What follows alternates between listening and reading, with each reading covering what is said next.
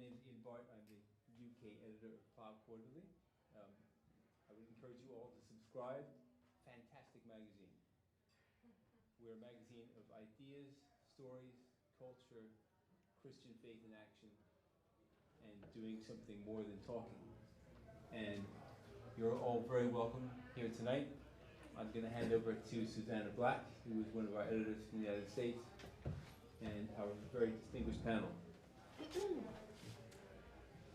And I would like to encourage you all to subscribe. If you subscribe to Plough tonight, you will get a free drink, I think. Is that right? Yes. Yeah. So just do it. I mean, where's the town side? All right. So I'm going to introduce everyone, and then I'm going to start this conversation off. And then we're going to have this conversation, and then you guys are going to all join in. Then at various points you can go downstairs and order more drinks because the Sikh Court has been very kind to let us have the space. So drink a lot and think a great deal and, you know, be kind. Okay. Stephen Backhouse is the founder and, yes? Your mic anyway. Yeah, okay, fine, take that. Stephen Backhouse is the founder and director of Tent Theology. He's a political theologian, church historian, and expert on the life and thought of Søren Kierkegaard.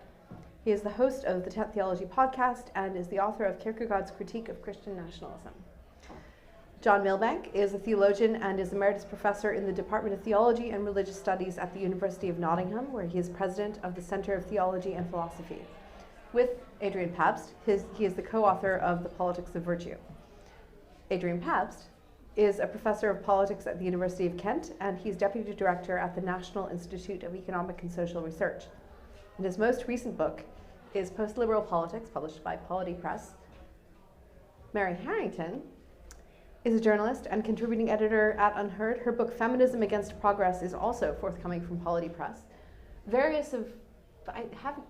Most of these people have in some way or another written for Plough or been Plough adjacent or been Ploughy. And if they haven't yet, I mean, we're working on you. They will be soon. It's written. You just need to accept it. I know. Look. No, you just need to respond to the developmental edits. Look. So what we're doing today is something that we've actually done quite a bit in New York City, which is doing kind of Plough community events, consisting primarily of magazine launches. We've done book launches for books. There's also a Plough Press. So we launch our own books. We also tend to adopt other people's books that we think are cool and launch them. And then we just get together at various points and have conversations. And we've been doing that since probably 2014 in New York. And we are starting up doing that here as well. Because since 2018, Ian has been doing the UK edition of the magazine. And therefore, we feel that we need to have a UK community to be commensurate with that. And that's you guys. So now you're on our list, and you will be invited to many subversive and interesting conversations in years to come, we hope, God willing. All right, so this issue is called Beyond Borders. It is, each issue has a theme.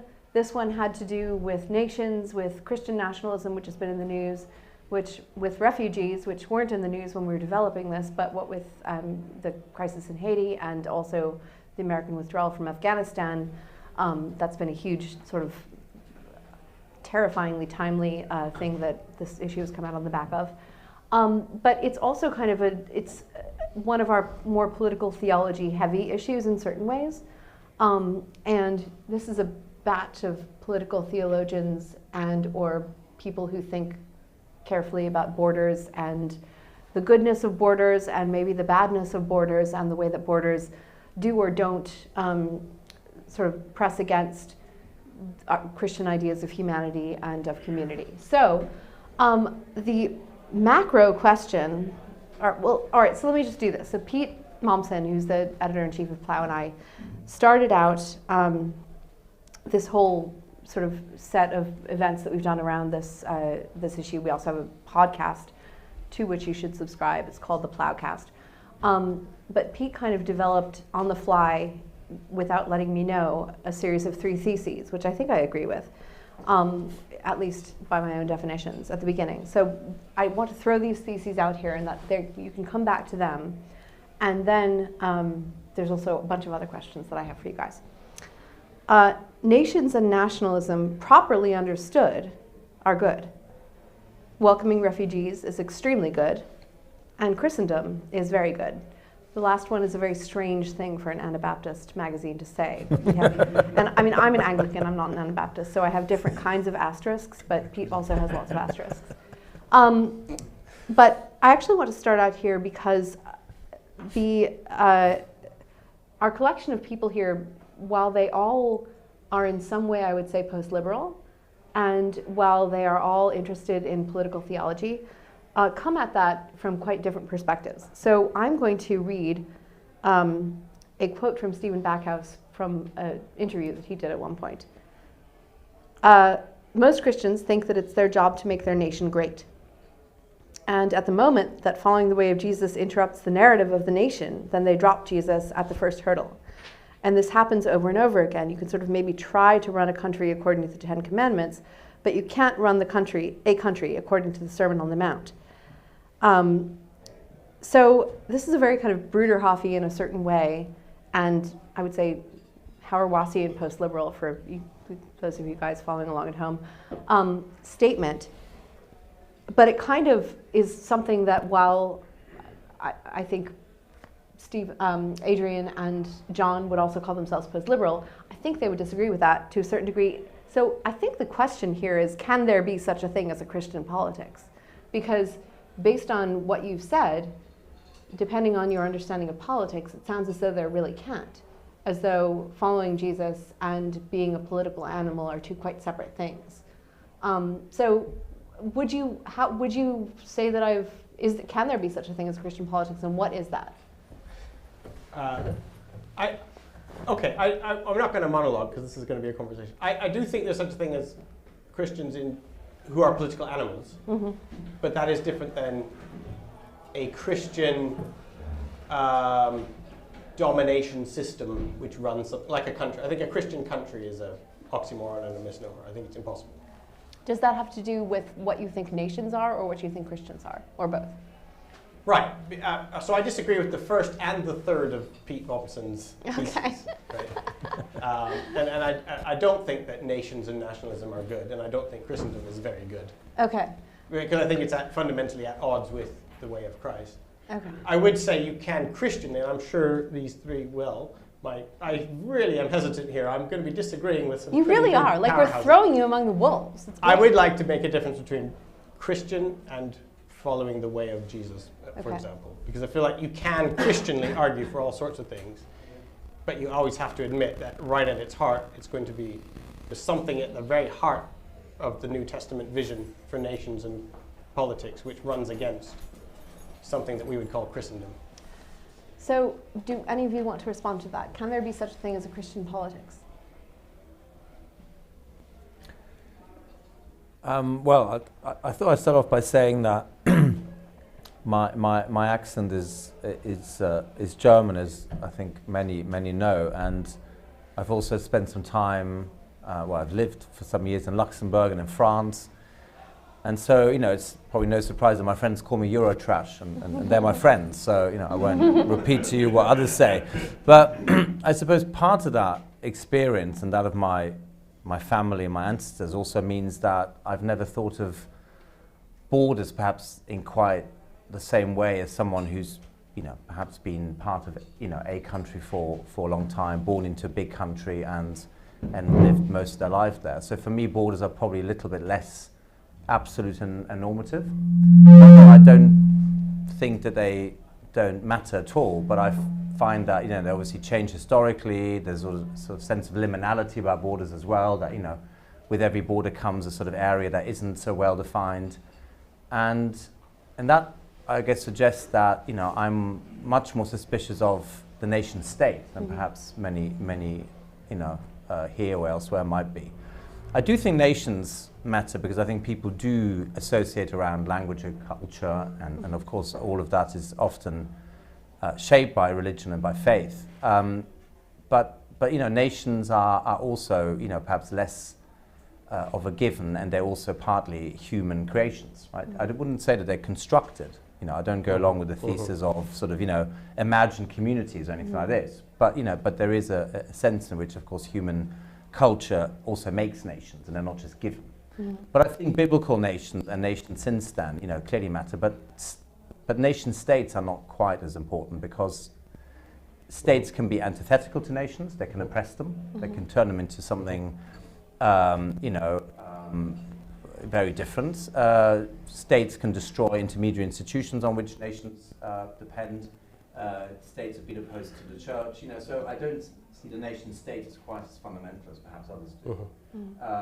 And finally, I suppose I'd say not only can there be Christian politics, but in some sense there can't really be politics without Christianity. Because if you think of politics as not domination, you don't go along with Hobbes and Machiavelli, or whichever modern proto-liberal or liberal thinker you want to go along with, then the question is what will mediate power, what will actually reconcile rival interests, what will actually promote the common good. And with that you do need not just religion in general, as somehow that was a generic thing, you need a very specific conception of the common good and the person, and I think Christianity is what provides that. That isn't to say that Christianity is only political. It clearly is liturgical, sacramental, metaphysical, theological. But there isn't the politics without any of these things. So there isn't the politics without Christianity. Stephen, if you understood the nation as being a sort of collection of people around a culture and a language, would you be comfortable with that? Or does it have to, like, a nation without a state? Would you be up for that? Oh, well, nations exist without states all the time. I totally agree with Adrian. There's a huge difference. I just think that a nation, first of all, nations pre-existed Christianity by quite some time. The idea of an inherited ethnic, national tradition and linguistic families, that is a fact of nature, of course it is. I don't think that nationalism, or so giving that fact then some sort of hold on your identity, is something that's valid for followers of Christ. So that we're fundamentally being asked to put that allegiance to our nations in some kind of order, relevant order. But the idea of having an ordo amoris, an order of love, does not sort of then say that there can be no place for the love of, for example, a nation, even a nation state, or the love of a family, as long as it's not an idolatrous love. Do you think it's possible to have a love? Right. But this is where I would say the Christianity, ancient Christianity, has a really good category for that. The neighbor is a way to identify locality, local people, the people around you, without making reference to their inherited ethnic, linguistic traditions. So the neighbor is a category of a human being that does not make reference to their nationality. What do you do as a theologian with the texts sort of from Revelation and elsewhere about the nations bringing their wealth to the throne of God, or God having plans for the nations, or even there being something like angels that are assigned to different nations? Right. So the story in the New Testament, I guess what I would say is, for Christians can try and find a story for the nations that affirm nationhood and nationality, but they're running against the grain of the New Testament vision, which is that nations, all the rulers of the nations will cast their crowns at the feet of Jesus, which is a mark of them losing their authority and sovereignty and giving it to another ruler. It's not an affirmation. The vision at the end of the book of Revelation is the rod of iron. Jesus has the rod of iron for which he rules the nations. And then the Revelation tells you in the very next clause, not even the next verse, the next sentence, and he will smash them. But that's eschatological. I think the real point is that, not only can you have a Christian politics, but Christianity is, in one sense, nothing but a politics. Yes. Just as it is nothing but a metaphysics. I didn't think Christianity is not politics. It's because, the church itself is a kind of radically new sort of politics. Well, that's what I would have said. Okay, this is my Anabaptist bit, but that's not all I'm going to say. Say that, and now for the real stuff. Because it's beyond, it's beyond the law in the sense that it's pursuing goals of universal reconciliation, mercy, love, and so on.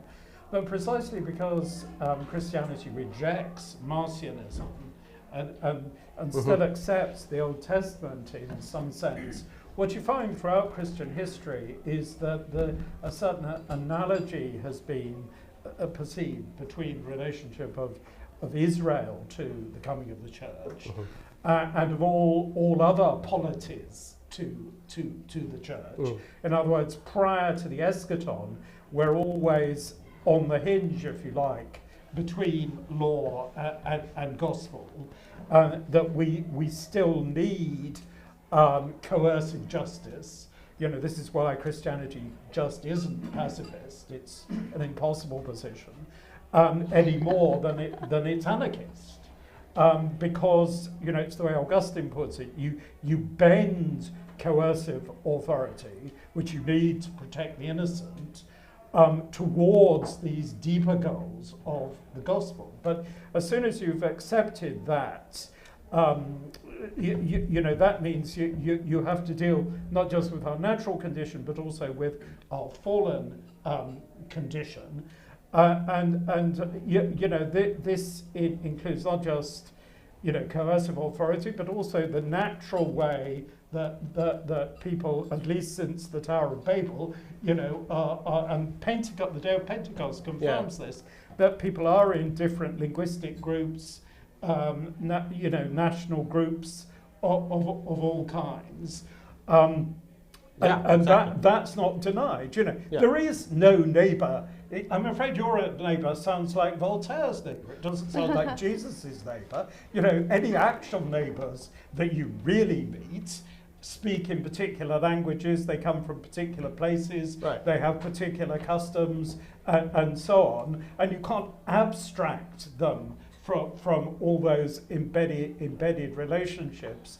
And nor will Christianity mean anything, as, you know, missionaries quickly discovered, unless you can sort of somehow embed it, that you can see what difference it makes to what they've already got, that also makes a difference to what, as the best missionaries also discovered, makes a difference to the gospel you're bringing. You know, new things are discovered about that. So it's always this fusion of nature and grace, if you like. Well, and you know, that and I agree with Adrian, though, that doesn't necessarily imply that we believe strongly in the nation state. You know, the nation state might be a qualified good. And I think Adrian and I probably, along with Philip Blond's, stand for a slightly dissenting view that kind of the total coincidence of the nation with the state may not necessarily be a good thing. That, you know, one good thing about the United Kingdom, for example, is that it involves 4 nations. Yeah. And Britishness somehow, if you like, mediates between, you know, a narrow sense of identity and something beginning to be more universal. But you know, if you like, that helps Britishness traditionally to point towards, you know, the gospel, towards something universal. Right. Just as I think, controversially, the Roman Empire helped towards that. For all I'm aware there's other people on the panel. I'm so aware there's other people on the panel. Very quickly, and then I'll shut up because I know I'm not the only one. I think exactly what John was saying. But note that Christian politics is a form of politics that actually involves more than one nation together in one kingdom, whereas the other kind of politics, which in fact Jesus calls the way of Satan, is that kind of tribal national politics. But I will say, on behalf so it is Christian politics, but it involves more than one nation together in one place. Yes, but why not? That's an empire. No, it's the kingdom of God. I know, but the kingdom of God is a bit of an empire. I mean, like, if you're going look, if you're going to say that sense of imperium, if you're going to say that that Pentecost in fact is the healing of the Tower of Babel, but not its reversal, then you're going to say that it is good for there to be a lot of nations. Nations are good. Different cultures are good, not just neighbors, but different sort of cultural identities. Like, there are a lot of really strange people in the world, and they're wonderful. And I look forward to kind of learning about them. Whatever. This is very cheesy, but like, it seems to me. Really. No, I know. It's terrible. I doubt there's a single nation on earth, not only states, but nation that hasn't got genocide somewhere in its origin Absolutely, but abuses don't totally some. Like every family is imperfect, and yet families are also very good. And it seems to in me. every church tradition there are, huge dysfunctions. Therefore, you wouldn't say, "Let's get rid of the church." So that I might, Adrian. Okay, but then I'm not quite sure where you're going with your, with your ecclesiology. Okay, Never mind the politics.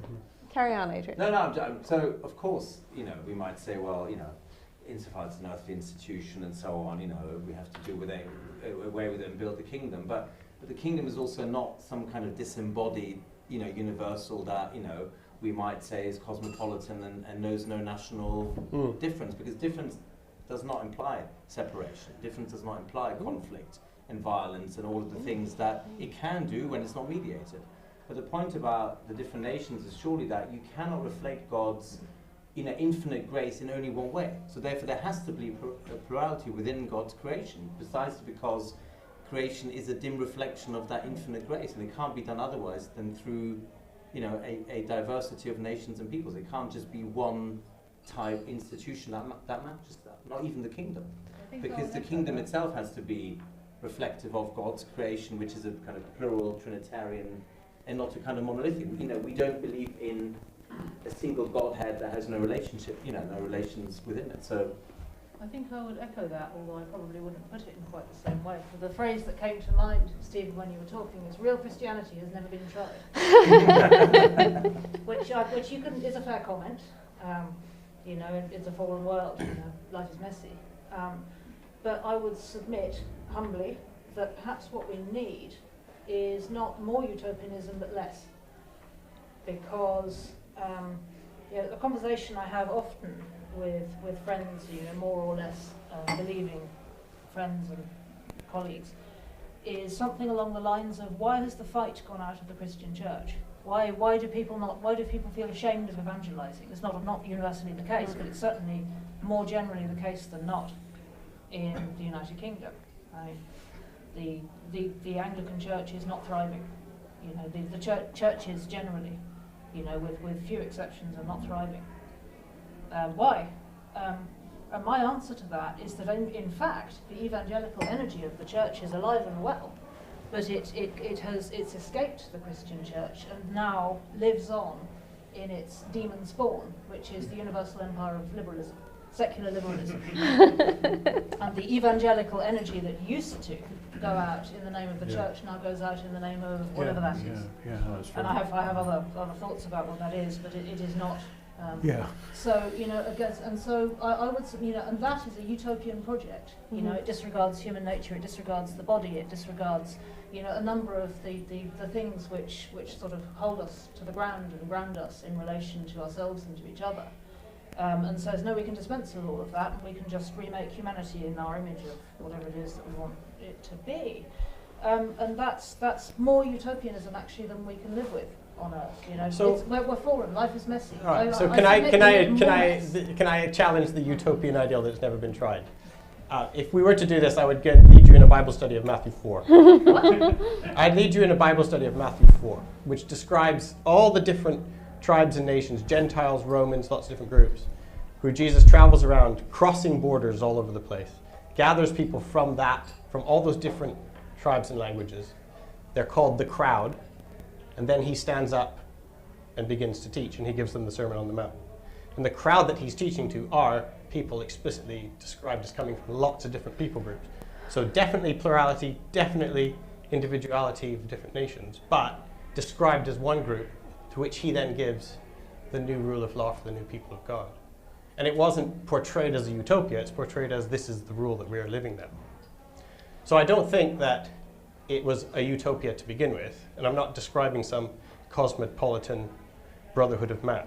I'm trying to describe a way of describing a politics of Christianity which has formation and friendship and loyalty without reference to allegiance to a nation. And I think the kingdom of God, or the kingdom of heaven, is the only kingdom in history that's ever been founded without killing somebody. But why without allegiance? Nobody's ever said that, apart from maybe Anabaptist extremists Who are paying for your drink? and it all ended very badly. You know, like the like the French and the Russian. Like, they'll lose the arguments all the time. They get killed all the time, of course. That Well, doesn't they mean they're don't wrong. lose the arguments. A lot of people lose their lives. No, Well, not a single person in any war, defender or attacker, they've all been killed in the name of patriotism. okay, I do want to sort of put in here, it does seem to me a little bit inhuman. So one of the things that, you know, when I was converting in grad school and freaking out, as one does, I was very worried that Jesus, so I'm ethnically half Jewish, I'm a New Yorker, I associated when I did not grow up Christian at all, I associated Christianity with like the South of America and sort of people who are not like me and not like my family. And I was very worried that I would have to give up my Jewishness and I would have to give up my New Yorkerness to become a Christian. And I was very pleased to discover that God did not want me to do that. And that I could in fact retain these nations, there are two of them really, and these identity markers that are very important to me, that I could be both Jewish and a New Yorker and also a Christian. And I did feel like I had to put those, as one says when one goes through a sort of evangelical conversion, on the altar, but then they were given back to me. Do you think that there's any room for that kind of identity? Can I still be Jewish? Can I still be a New Yorker and be a Christian?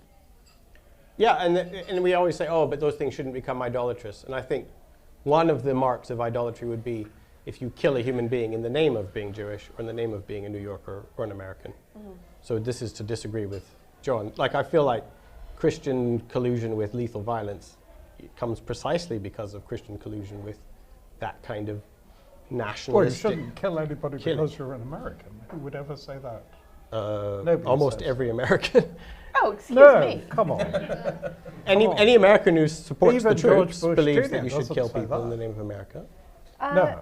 But surely that is a function of state coercion Definitely not. rather than being part of a nation. I mean, I don't quite see. You seem I to be also saying nations are basically like states, and states do terrible things. I agree with the latter. States can do very terrible things. I don't think there's any disagreement. Yeah. By the way, I really like about that. I agree with this line. But I really don't think that we can say states and nations are synonymous for the reasons you've already said. Yeah, I don't think lots of they're nations pre-existed modern forms of statehood, or any form of statehood for that matter. And likewise, you know, lots of states are multinational. I mean, Canada, for every state is multinational. Well, exactly, almost all. I mean, I think the only country in Europe where, you know, there's almost a perfect coincidence of ethnicity and statehood is Slovenia, where 98% of people are ethnic Slovenes. But, you know, that is the exception. You know, the norm is even, you know, if there's no such thing as a, you know, monolithic French nation or a homogenous French nation. In fact, France unified much later than we often think.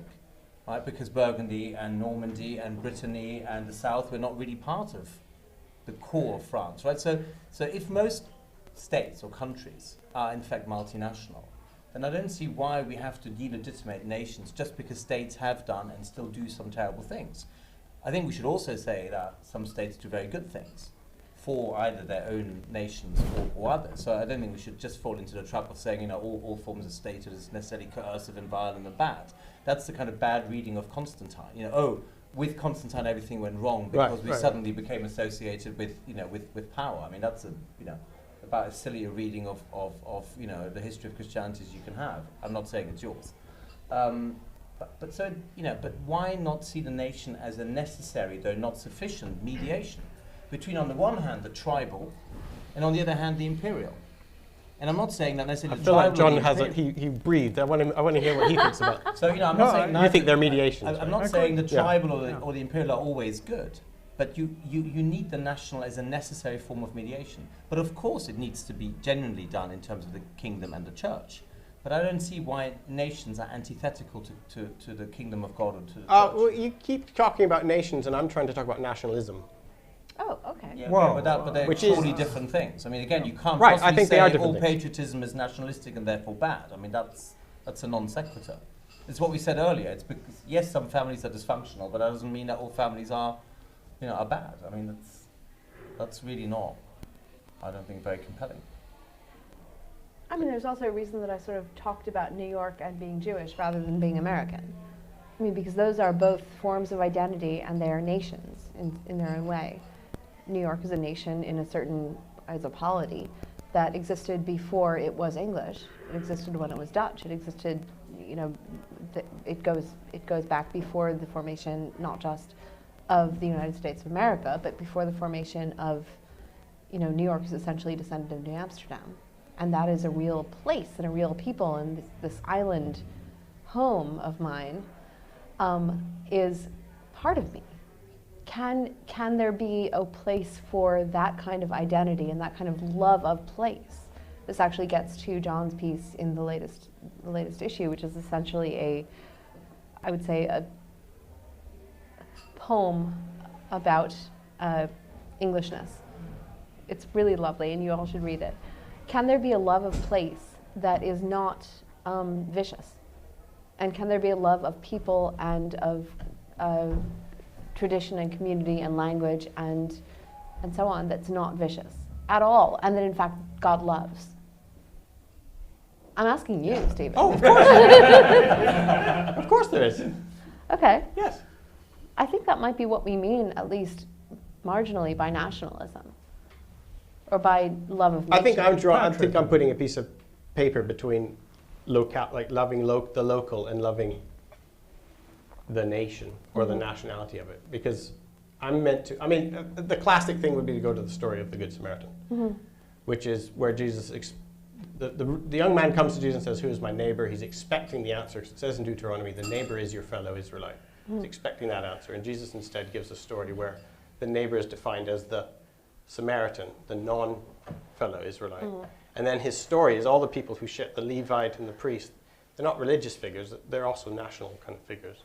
And he tells the story where the love of the neighbor is shown to kind of not be just confined to the nation. Jesus isn't saying you shouldn't love your fellow Israelites. In Right, fact, he actually says, I've come to the people of Israel. Right, so he's expanded, though. Fascinatingly prompted by an alien woman. Well, what I'm trying to say is that maybe it's for other people as well. The Samaritan is now included in the locality of which the love is included. Well, the stranger becomes the neighbour, totally. Right. Right, so this is what I'm trying to say. But it's not a politics based on nationalism. It doesn't displace the national. It's not a national.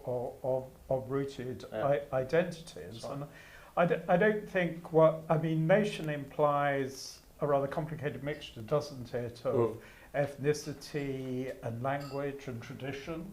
And these are very concrete realities. And I think that most people will just reject it if you say that's wrong.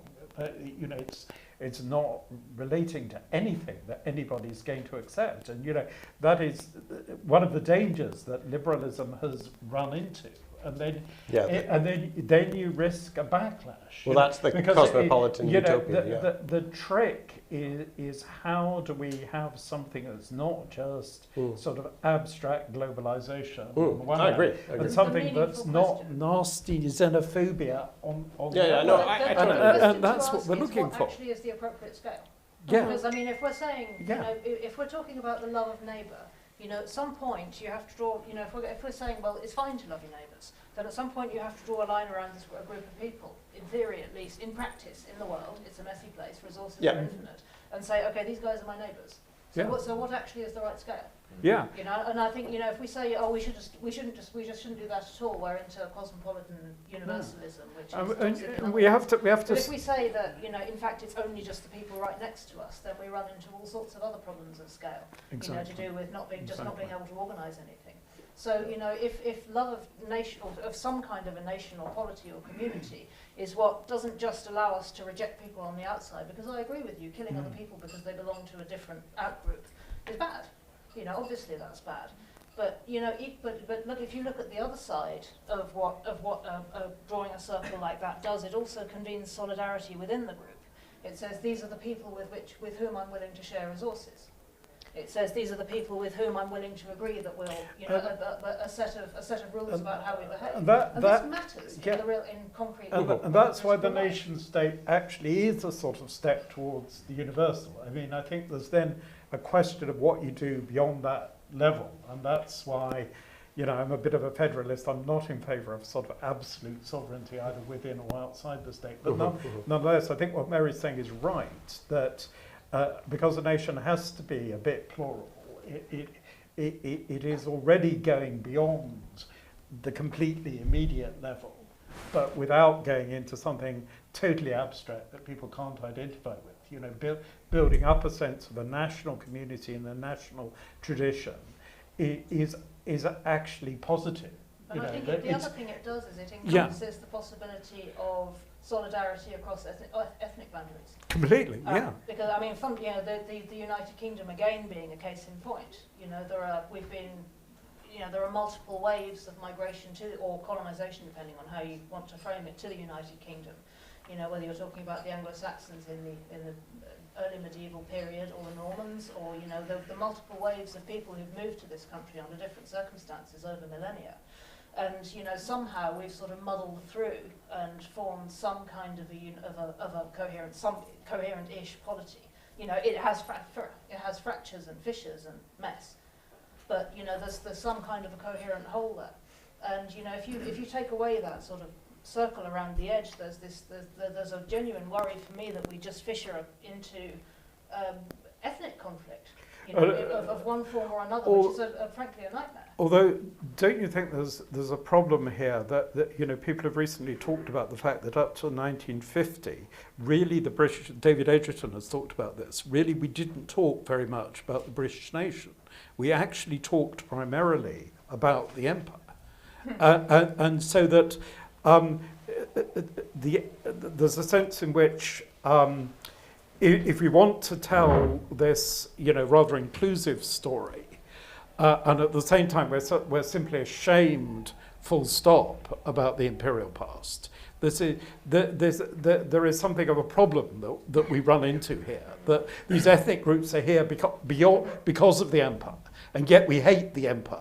You know, and unless we have some sort of positive relationship, you know, which might be saying, well, you know, okay, the empire happened for bad reasons, but it did produce some kind of good intermixture. Mm-hmm. Unless we can tell something like that sort of story, and unless maybe we can carry on this sense of links to the Commonwealth, I think it's hard to know quite how we do integrate all the ethnicities inside Britain, because otherwise, we seem to get into these conflicts about the past, and you know why these kind of reparation kind of narratives, which are completely hopeless. You know, I mean, all groups and all nations and all empires are there in part for very bad reasons. Mm. But we just have to accept that, and we have to accept that something good is. We have to begin, as you're saying, from where we are now with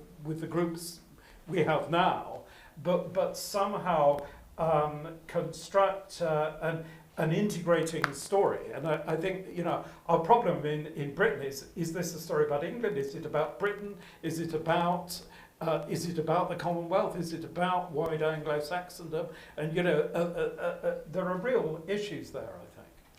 I wonder whether we can't turn a bit to the question of what good borders are as things that help us to be human. And Mary, I'd like to ask you to talk about like what you think. You've been, I know, thinking recently about what the boundaries that we need to set. This is a bit of a turn to a different direction, but I think it's actually quite related. What are the boundaries that we need to set in, for example, sharing personal information on social media, sharing your own story? And I think you've come to the place where you think that it's quite important to have certain kinds of borders, at least on a personal level. And I wonder whether we can't use that as a way of thinking more carefully about borders on a national level or in general. Yeah. Going completely sideways, as you suggest. Susanna and I were talking just before we all met in this room here about self-disclosure on the internet, which is something I think about a lot. I write, as some of you will know, on a regular basis. Sometimes I include snippets from my own life where it seems relevant. Everyone loves it when I do that. The appetite of the internet reading public for personal information from whoever's willing to share that stuff is just bottomless. I wrote something today about my fear that appetite for self-disclosure and for this sort of emotional intense, that sense of immediacy that you get from a complete stranger's words when they share something of their intimate self through the internet, that appetite in the people is degrading pretty much all of our public conversation into something I call the pornography of the self. Where, you know, social media, I mean, it's a phenomenon I've noticed on social media. There are people with millions of subscribers on YouTube who and the content they produce, the videos they produce, is them fighting with their boyfriend or eating, you know, a giant bowl of noodles whilst crying. Or literally, like millions of people will watch a video of some obese, mentally ill guy eating noodles and crying. Yeah. About who knows even, I can't watch that stuff because to me it's as obscene as the stuff that you see that's published on Pornhub and that people watch for other kinds of gratification. It is literally a pornography of the self. And this stuff it's instantly gratifying in some at some very base level, because it's a naked exposure of just very raw and very kind of base, I suppose, parts of what we are as people, but that are very, very much part of the human experience. And people find this stuff mesmerizing to watch. And so people get paid, they get rewarded for producing it, and this whole cycle goes on. And my worry is that all of culture is just now being devoured by this sort of attention economy, where there's a kind of there's a sort of race to the bottom to create pornography of the self. So this is all a very roundabout way of telling you that I think very hard about disclosing personal information when I write. But I also do it because it's important for people to understand where I am in relation to what I write about, that I'm not just an abstract outsider kind of commenting and trying to claim that my perspective is universal.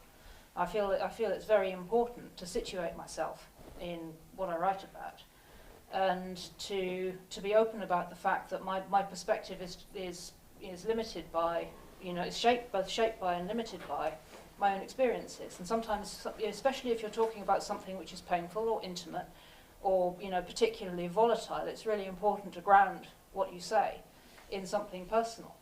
But I'm also of the view that you have to do that very mindfully, and there are some things it's just not appropriate to share with strangers. I lost somebody very close to me recently. I haven't tweeted about that, and there's a reason I haven't tweeted about that. You know, I'm sure I'd be deluged with sympathetic responses from strangers. Oh, very sorry for your loss, or whatever. But I don't want that. Not because it wouldn't be temporarily gratifying, but because it would be obscene. It would be a betrayal of my relationship to that person to turn that into another way of getting followers. I feel like that's a boundary that I need to set very firmly. And despite the temptation to reach out to all the nice people who take an interest in my words on the internet, and to say I could really do with a pat on the back, because it's been difficult over the last couple of weeks. So right, exactly, and this is so. I'm almost at the end of my point. I mean, all of this really just to say. There are times when it's important to set boundaries, and that in fact boundaries are a humanizing thing, and boundaries help to enclose and to protect things which are vulnerable, and they help to shield and, you know, give some sense of sacredness to things which really matter. You know, perhaps it sounds abstract to say that, but when you're talking about grieving a close relative, it's not abstract. It's not at all abstract.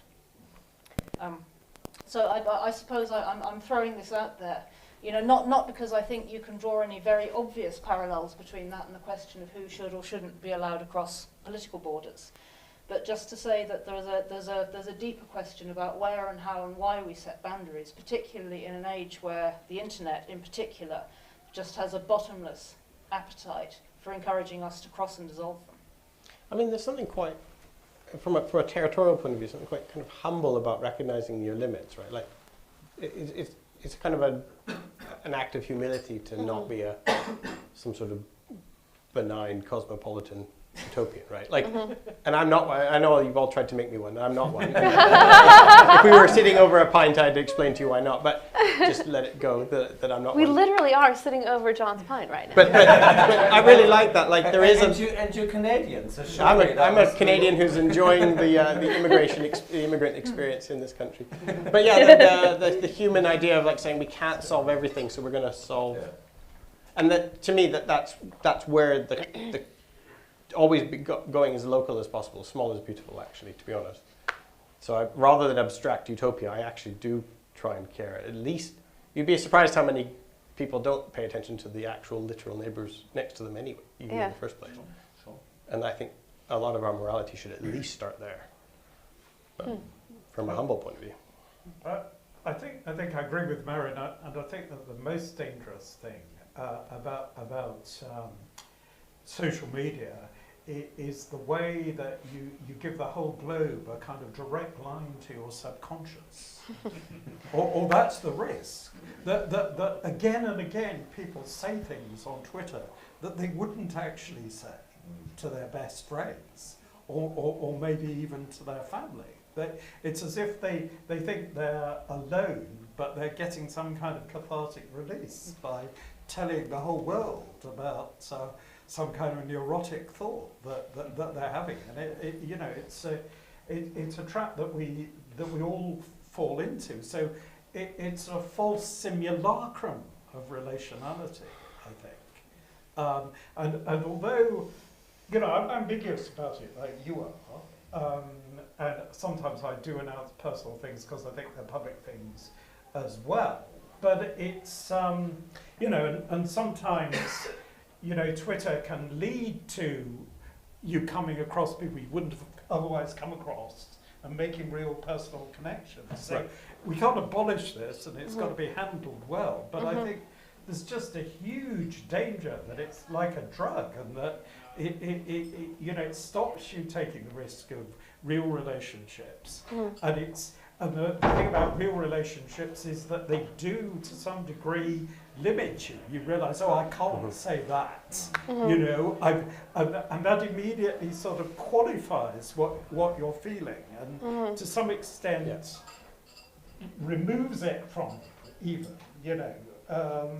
It's kind of curative, and I think we've had the lockdown and so on, and this is fantastically dangerous, and the powers that do want us to be kind of isolated and only communicating in this horribly unreal way, that's really just we're all kind of in a conspiracy where we're all controlling each other. We've all got this illusion we're making connections. We're emoting out into space. The more I talk about it, the more I think it's a nightmare. I've come to think that there's a mental discipline when engaging with social media that's directly equivalent to dressing modestly. Interesting. I'm here with my shoulders uncovered. But Really, I was going to speak to you about that, right. Mary. I know, but there are degrees of modesty. Right, but so either boobs or legs. But no. I mean, generally there's a kind of digital discipline which is directly comparable to dressing modestly, which is about what you're willing to disclose and what you choose to keep to yourself. I mean, for example, when I go running, I tell myself, I'm often tempted to stop and take a photograph of a beautiful. I live somewhere beautiful and rural. Sometimes the skies are amazing. I love where I live. I can just be transfixed by the horizon and think, I must stop and take a picture of this and tweet it. And then I think, no, don't do that. You're running. Just be here. Be running. Just unplug. And I have a very conscious discipline of never stopping to tweet the vista when I'm out running, because it's important to me to maintain a measure of modesty and to maintain. I never tweet about my personal physical regime. I never share pictures of my family. I never post selfies. I also don't go out in miniskirts. It's the same thing essentially. It's about maintaining a measure of discipline and a measure of modesty and a measure of respect. I honestly think it's about a respect for yourself as a person with interiority that actually is not there to be exposed for everybody's entertainment and voyeurism. this is a bit of a reach, but I do feel as though we can at least potentially tie this back into the question of nations and nationalism in the traditional nation state sense, by talking about the way that kind of sense of loyalty to one's own and loyalty to like internal emotivism has, I think, at least been tied in the creation of the nation state as a very rigid thing to a particular political community with particular very, very rigid borders. And the way that those rigid borders kind of have been understood as protecting the self and protecting and making it safe to care about the people within them and not safe to care about the people beyond them. And I wonder whether a kind of a better version of a more real sense of self-safety, of your own safety, and a more real sense of safety in your own family might allow us to be not, infinitely porous in our borders, but at least less rigid in our borders, because we wouldn't feel as though those national borders are the one thing that can keep us safe. What do you guys think about that? Well, very much so, not least because the history of the modern nation state is one of actually trying to separate people from their familial, communal and other ties, and actually reducing them to an abstract, isolated individual. A simplified. Right, a completely kind of, as Gambler would say, the kind of, the bare, the bare sort of person, not even person, the sort of the bare self, completely stripped of all relationships. And I think it's important to realize not only that the modern nation state came about through the kind of wars of religion, and so Charles Tilly has this phrase, war made the state and the state made war. So it was also an instrument of extreme coercion and violence to essentially impose order, but essentially taking the place of a transnational church and the empire that could mediate between these differences. So again, the history of the modern nation state is extremely problematic. But then internally, what happened with the French Revolution and in other cases is a complete destruction of the, what John called the complex space. All the relationships, all the intermediary institutions, everything that makes us more rounded, grounded, embodied persons. The state essentially comes in and reduces that to just that bare individual. And therefore it is dangerous. Yes, in the name of protection, of course, in the name of looking after us, like the police, right? The police is there to protect you. The police is also there to surveil and control and coerce you. So it's a double-edged sword. The welfare state, can save you from poverty, but it can also essentially say to you, well, you're really worthless. You're not ever going to get a job, but we'll keep you quiet by giving you just about to survive. It's very, very ambivalent, and I think we must never forget that, in that sense, the modern state is both, protective but also controlling. It's completely individuating, but not in a relational way. So, I think all of that is true. The question is, how do you build a plural polity? And it's not just a question of statehood, it's clearly a question of, how does the church as the truer polity, is able to transform the state so that the state actually becomes the not the guarantor, but at least, an institution that creates spaces for the common good to flourish. And that, of course, is, something that's quite a long way away from, especially when the state has also been an engine of capitalism, technology, surveillance, in the way that Mary described. And I think the thing that binds all of this together is the sense of limits. States have to understand that there's a limit to their power, that they are not forced universals, in the way that most states, in the end, tend towards imperial power. Because they actually don't even respect, they might talk about sovereignty, by which they mean their own territory, but then, of course, they completely disregard the sovereignty of others and start invading them, and everyone does And it. also the sovereignty of those polities and communities within them. Right. So there's no respect for the subsidiarist lower Exactly. levels of sovereignty.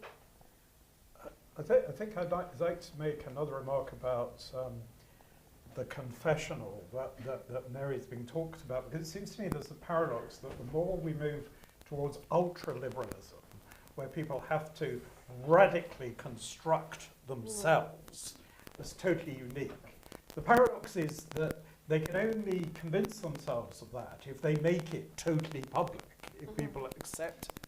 So, perhaps ironically, the more relational we are, the more we do have this sense of reserved mystery, that we're encountering a mystery in the other place.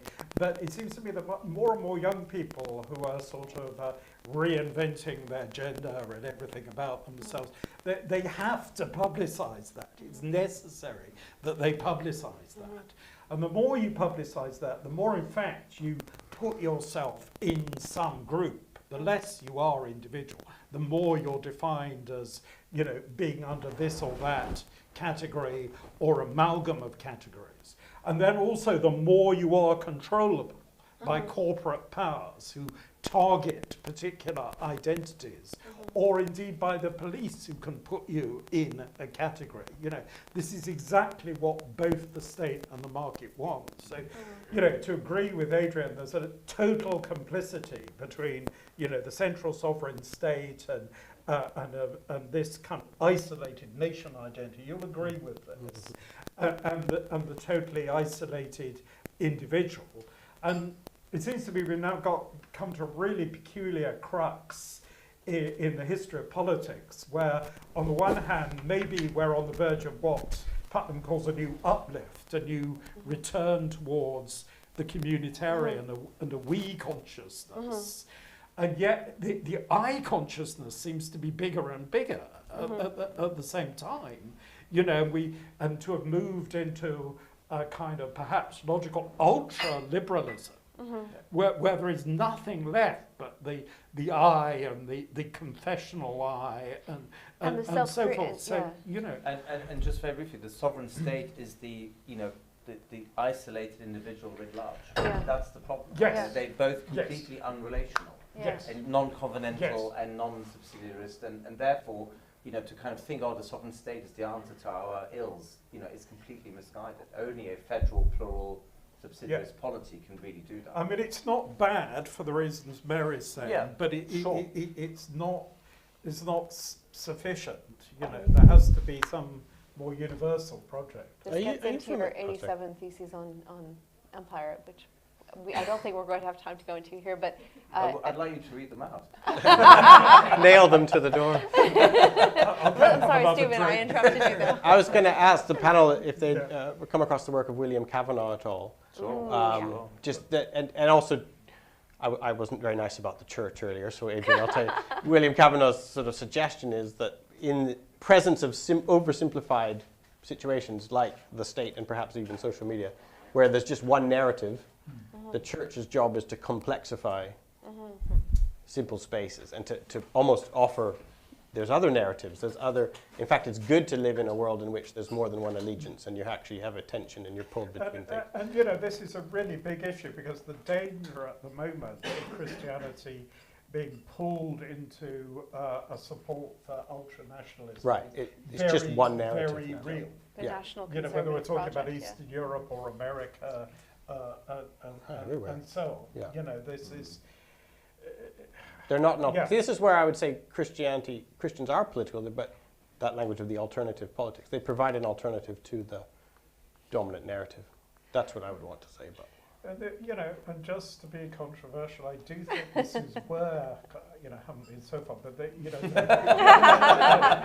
know, France and Britain have a particular responsibility because somehow they're more naturally global powers than the United States is. You know, the United States is too big. It is one, but doesn't want to be. Too continental, too inward-looking. To really kind of achieve this job. It ought to be a civilization state, but it's not naturally like that. And I do think it somehow, the traditional Atlantic powers still have something to do, still have a job to perform of mediating. Right. You know, between the local and the national and the universal. My sense is always that Americans as a people can't stand being hated, which is what makes them terrible imperialists. That's completely true as well. You know, they can't stand being the bad guys. No. And you've got to be the bad guys if you're going to be an imperialist. Well, I think I'm actually going to be a bad guy right now. And I'm going to say... I was hoping you'd say that. I'm going to say we are going to actually convene again in probably about 10 minutes but I'm going to send you off downstairs to buy more drinks because they've literally told us that we can stay here and that we can come back, and this is a good thing if you guys go buy drinks. If we're smart. But then come back because we're going to The have a mercantile. conversation and a Q&A, and we have a special guest and whatever. Anyway, just go buy drinks, come back in 10 minutes. And John, I'm sorry for interrupting you, but I don't mind being hated. So there you go. She doesn't mind being hated. Okay. Pretend that we're not sitting in rows and then the row and whatever. But now is the time when you guys are all invited to ask the questions that you may have of our panelists and or, I don't know, me or anyone else. And also, before we head into this, I do want to encourage you all, again, to subscribe for, I think, £14. £14 per year, 4 issues. And a free drink. To Plough Quarterly, and David Hibbs right back there is going to take your card swipe if you want to do that. And also we have like many other books and things and events, and also past issues, all of which are fully online and whatever. Thank you all for being here. I'm very pleased to know you all because like Plough is going to be here now, and that's pretty exciting. So, actually, I'm going to tap a very special secret guest, Tara Isabella Burton, one of my best friends, and also a Plough author who had a piece on cosmopolitanism in this Beyond Borders issue. And I think that she has a question for this gathering and a complication and so on. And also, you should all read her piece, which is wonderful. Tara. Thank you. Yes, I'm the audience plant here. Yeah, she is. Lovely to meet you. Thank you so much. That was an extremely enjoyable discussion. I just flew in this morning and I have terrible jet lag, and this sort of woke me up properly.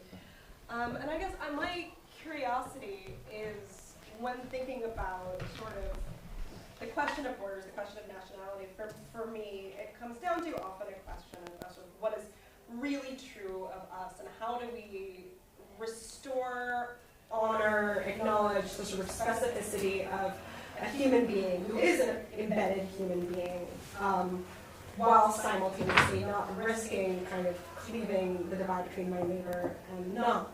And so I guess I wonder, and this is a sort of I wonder question rather than a specific question to any one of you, but how can we think about the human person as embedded, or think about the way in which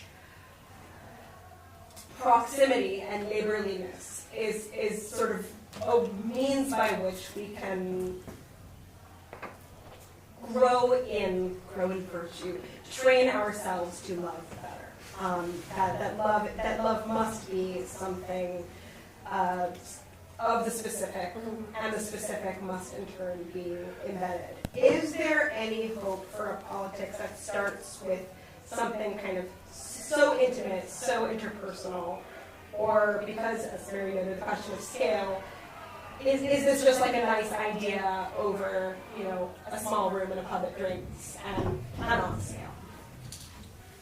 Can I speak to that? Yeah. I think the short answer to that is that 90% of this, 90% of love generally is turning up. Turning up. Hitting all that you turn up. But I think about, actually I think about going to church. I haven't always believed completely, but I still think it's important to turn up. I see my local church faltering and aging out. I think it's important to turn up. Sometimes, in fact, usually, my daughter is the only person there under 40. I found out something personal about you. Right.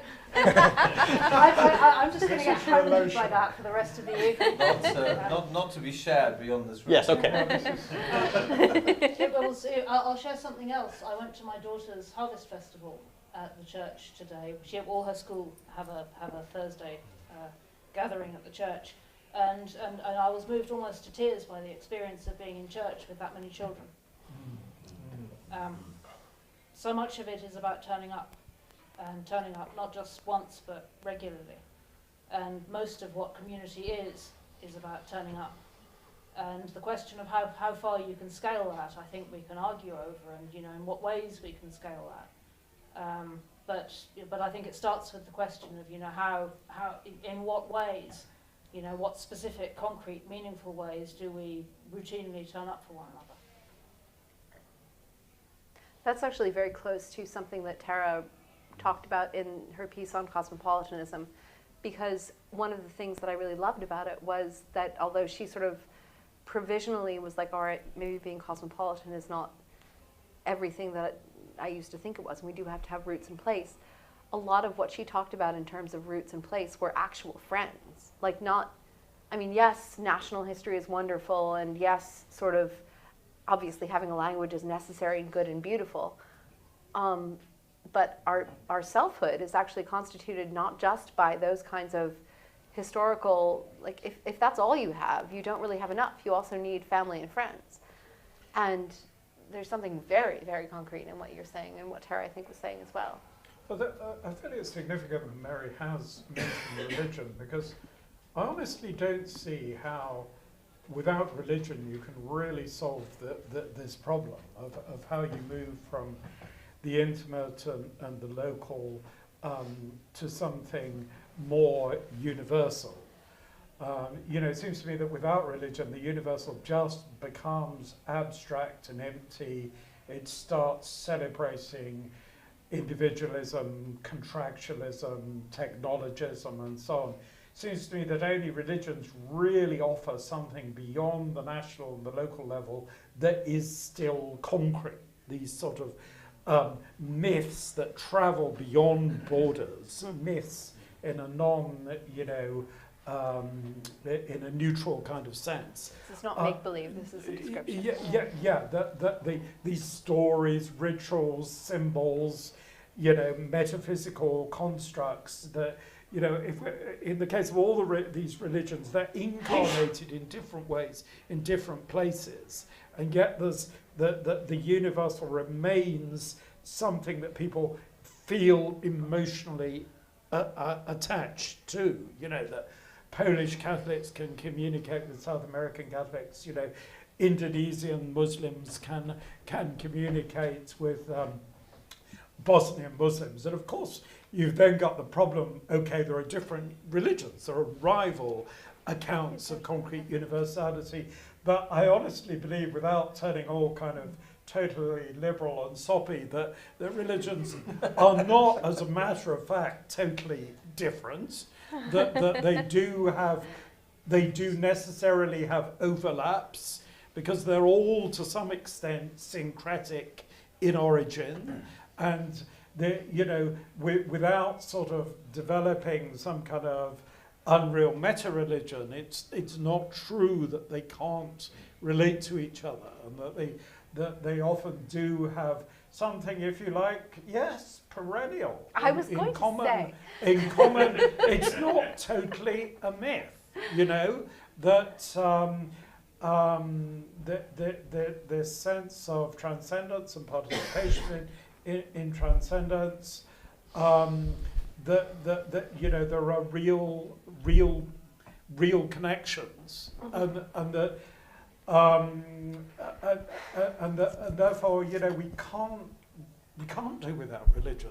Actually, and the meeting of religions, it's not going to work. So how do you make the argument for something like the axial age? You know, the sort of confluence of philosophy and theology, kind of convergence around the dignity of the person, that the divine is not against humanity. There isn't kind of a punishment. This is partly what I'm talking about. You know, I mean, okay, I'm a Christian, and I see the idea that God became incarnate in a human being and suffered and redeemed our condition as the most compelling and dramatic, you know, version of this, if you like. But I know not everybody agrees, and I think you're absolutely right that the axial age is an important moment in the emergence of the sense of the dignity of the person and a relation to something beyond all these particular realities, to which these particular realities are answerable.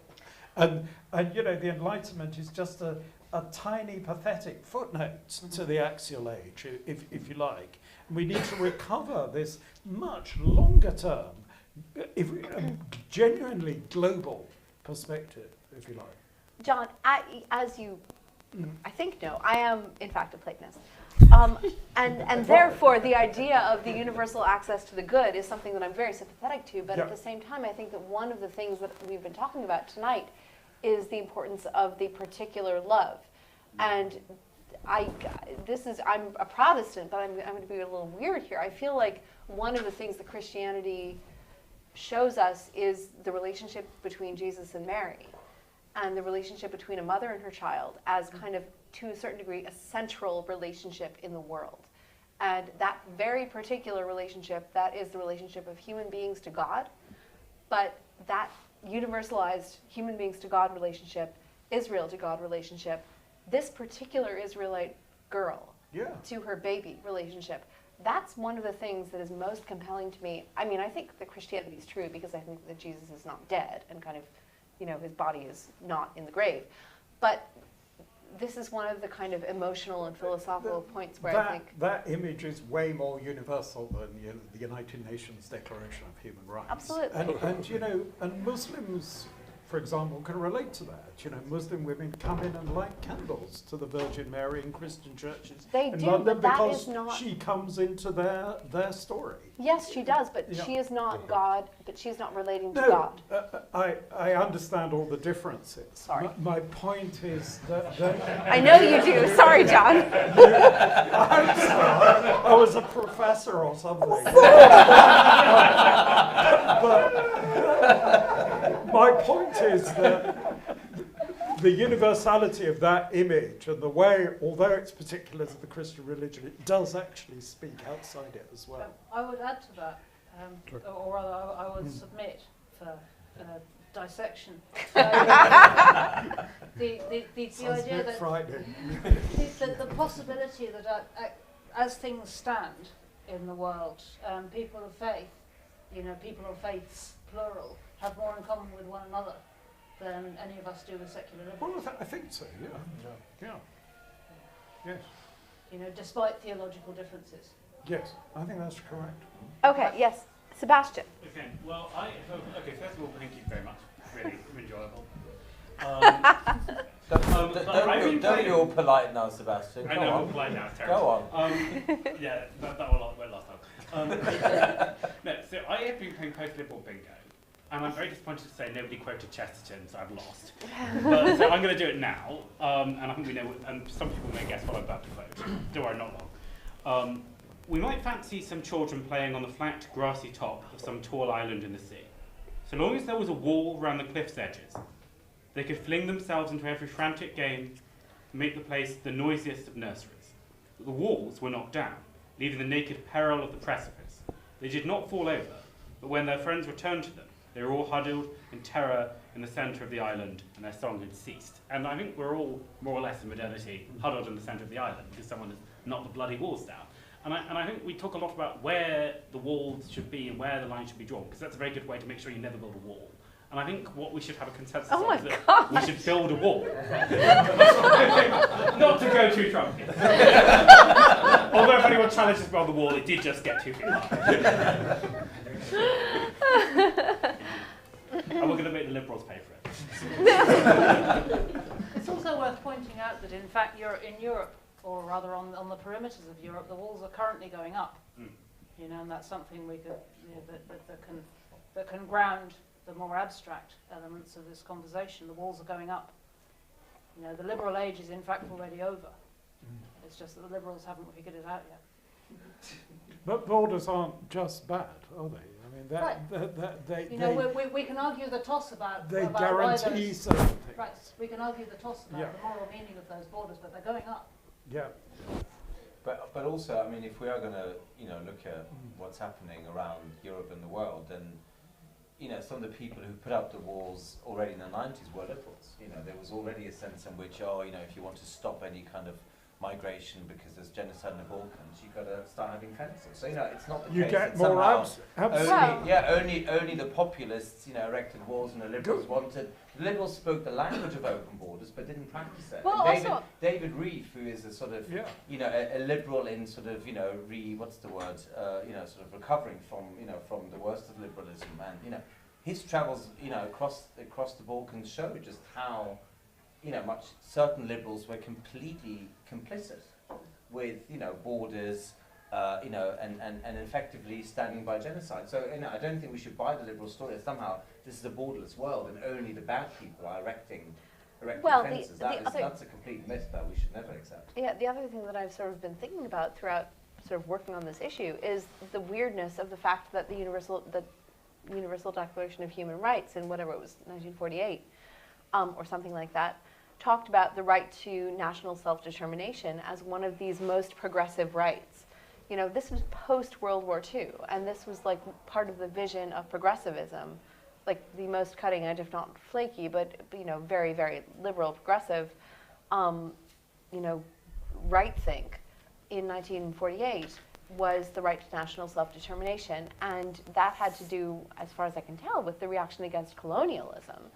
And so the idea that nations had the right to determine their own borders and their own identities was a very liberal idea, and I think it went fairly badly, actually, in a lot of cases. It was an instrument of American imperialism. Yeah, I'm sorry about that. Nakedly. And I'm no Marxist, but some Marxist readings that say that liberalism and the neo-imperial are actually right. Because of course you can't say, the moment you talk about national self-determination or sovereignty, you will never stop at the border because you start projecting power well beyond. And then you are into the either, securing your backyard, Monroe Doctrine. And so, America would never tolerate a hostile regime on its borders, and that's been consistent US policy. It doesn't matter which administration we're talking about. Or you're talking about some kind of civilizing mission, the French, and others.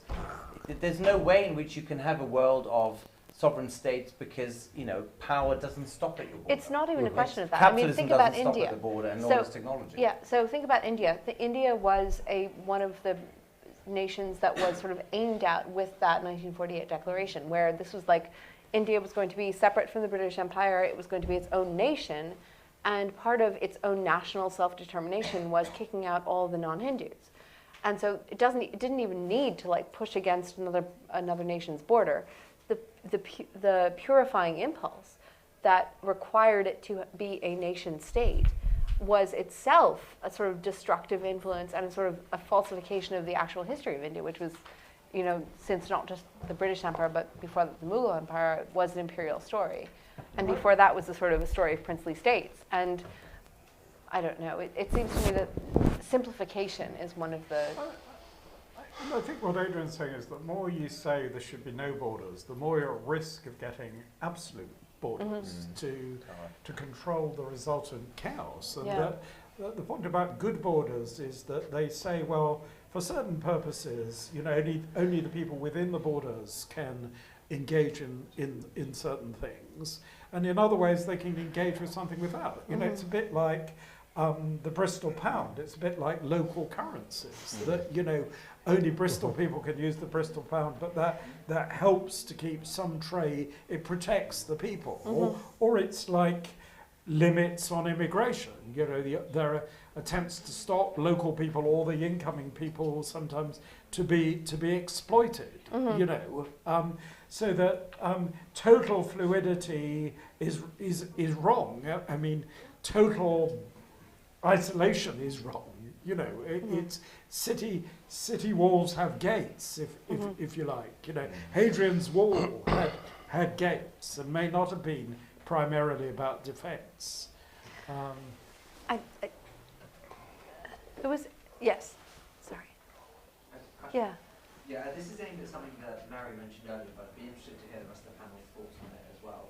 We were talking about the limits of evangelization, at least within Western borders, because the bastard spawn of evangelization, which is essentially liberalism.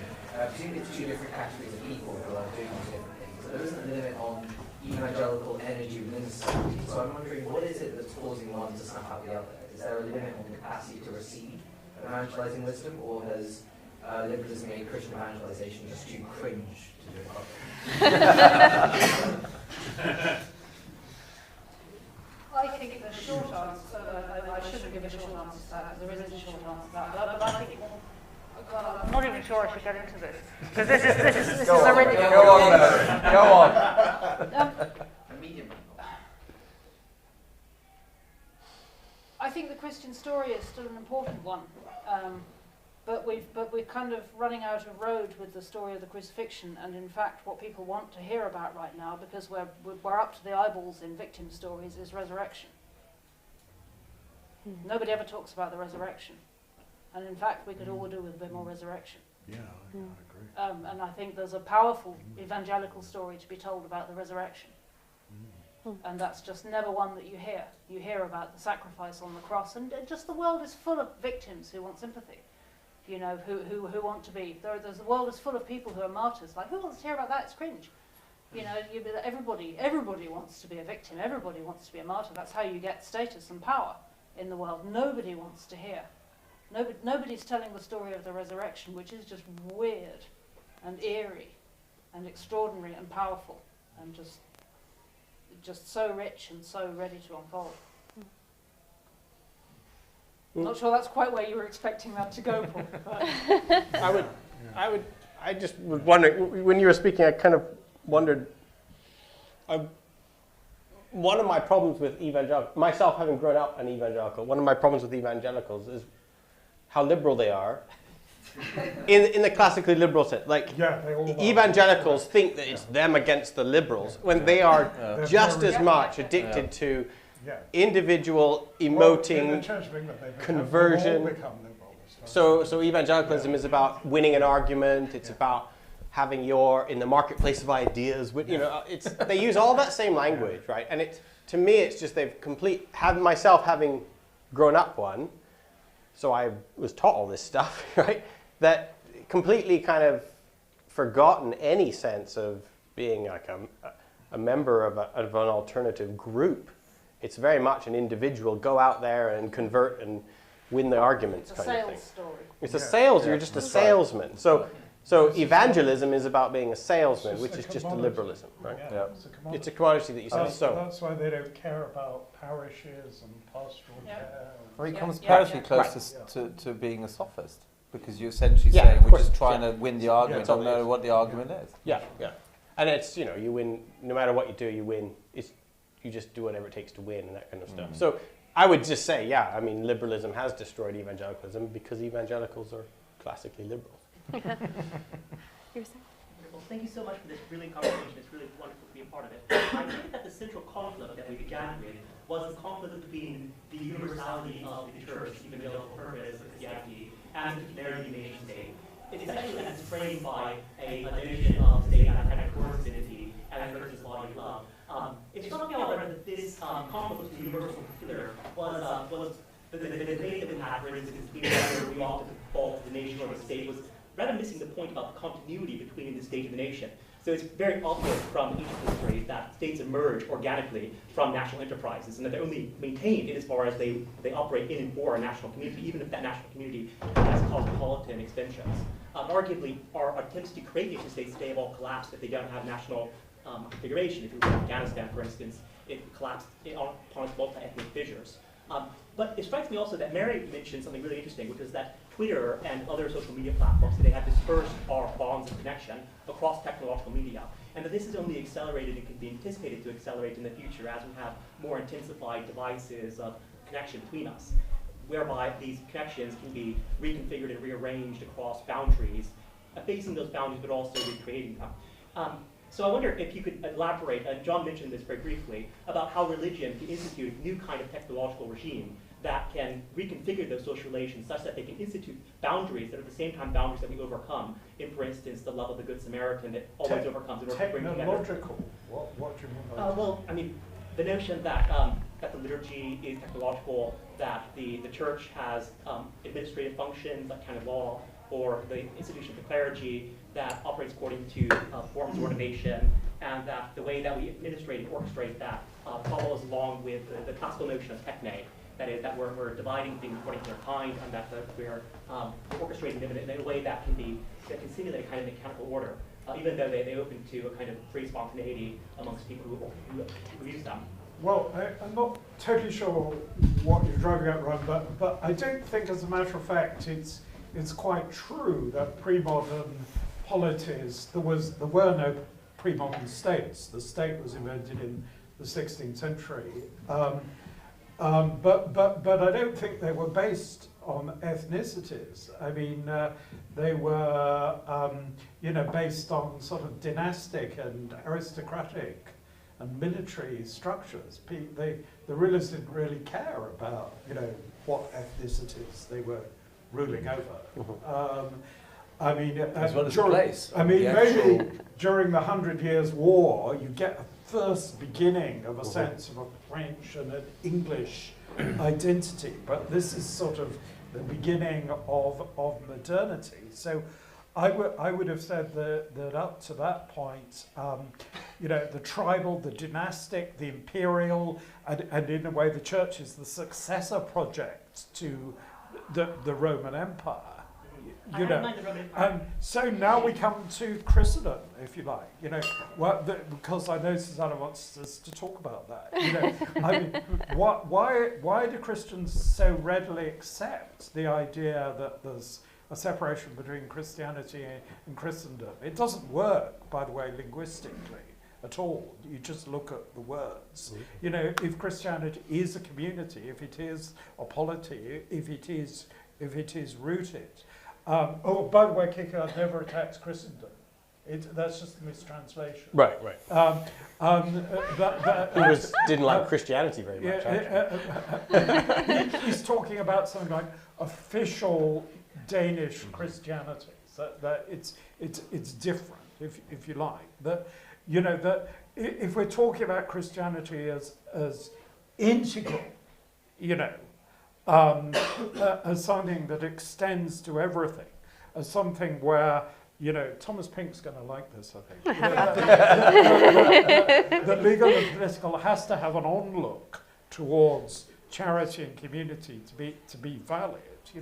Why do we accept this idea that there would be a valid Christianity that's not in a way about Christendom, about trying to create a community that is salvific? If all of our life is relevant to salvation, and if redemption is indeed about resurrection, or pointing towards that, about redeeming everything, why are we against this idea? We've just been bamboozled ever since, in the era of real Christian revival, in the 30s and the 40s, they talked explicitly about a new Christendom, and they were right. And then somehow people just lost confidence in that and started talking about how we shouldn't be triumphalist, and we should be very, very, very, very sort of modest and humble and apologetic, which is obviously a rationalization of crisis and weakness, At this point, you just need to read Nietzsche.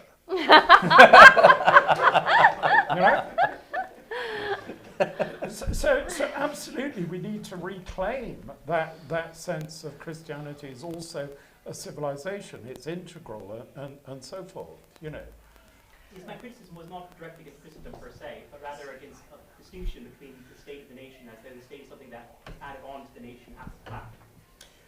Well, I think the states and nations don't necessarily overlap. I think in a way we need to deconstruct the idea of the state in the sense of something that has a total monopoly of power. I think one of the good things about Adrian's latest book is the celebration of both pluralism and corporatism, very much in line with both Anglican and Catholic social teaching, that power is dispersed. There isn't a duality of the economic and the political. We need to get away from that because that is absolutely a product of liberalism. If you have that sense of complex bonds between groups inside a nation, that can be extended without the nation as well.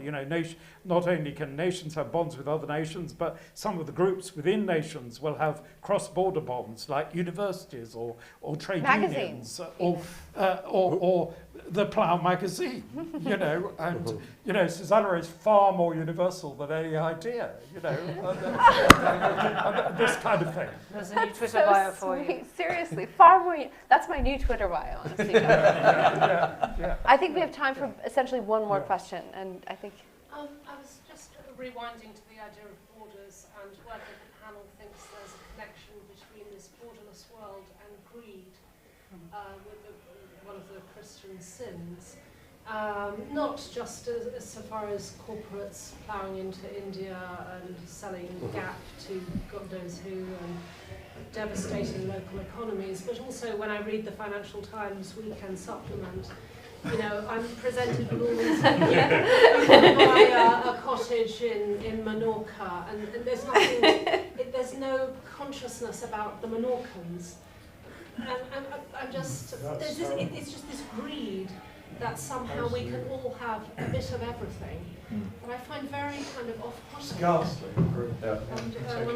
There's a story that made a great impression on me when I read it a little while ago about the punitive expedition that the British made to Benin in the 19th century, which was essentially about the fact that Benin was a nation, it was a civilization on the African continent, and they refused to trade with the British, the newly imperial expansionist British on the terms that the British liked.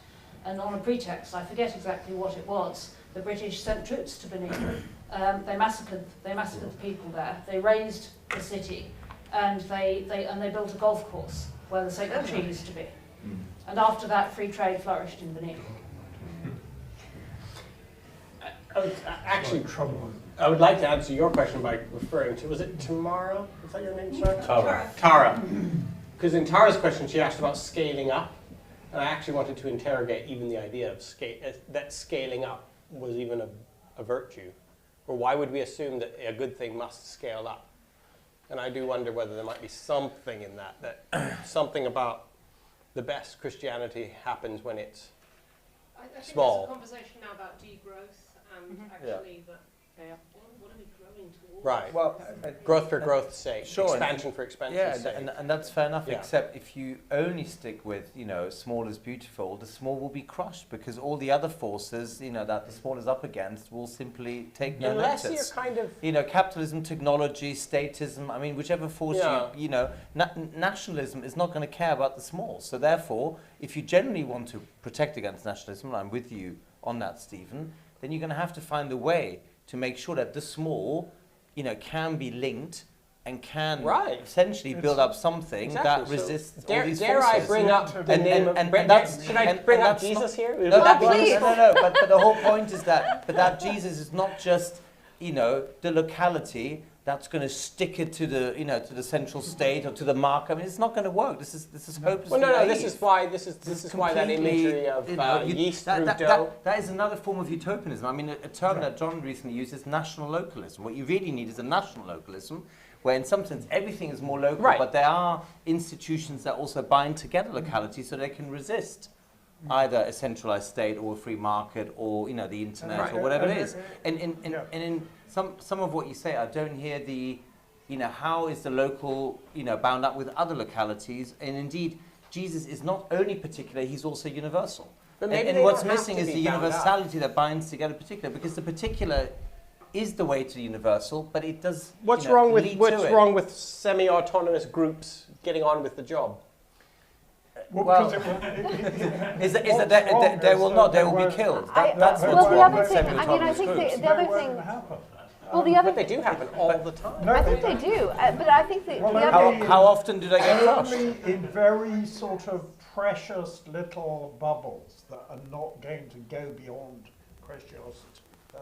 That's the problem, and it's to preserve their very locality from, you know, these monstrous forces.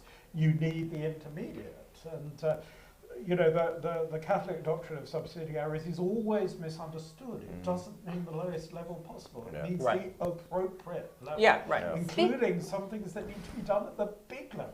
Speaking on behalf of But that is the Gondor. lowest level. Speaking on behalf of Gondor. That's the same as that. Sorry to that. Speaking on behalf Yeah. of Gondor, I do think that I'm going to exercise my Imperium and say that this has been a lovely evening, and I'm so pleased that you've all been here, and there will be many more of these, and you are all extraordinarily welcome back and very integral, shall I say, to... So you are a Catholic after all, Susanna? No, I'm just an Anglican integralist, it's fine. To what we're trying to do here, which is, I think, an attempt to be a very small community, which has a sort of reference to what I would say is the kingdom of Christ, which is not a locality of Christ, but is in fact something much bigger and in fact universal. And so y'all, God bless you, go buy more drinks and come back when I email you that there's another thing on. And also, subscribe to Plough.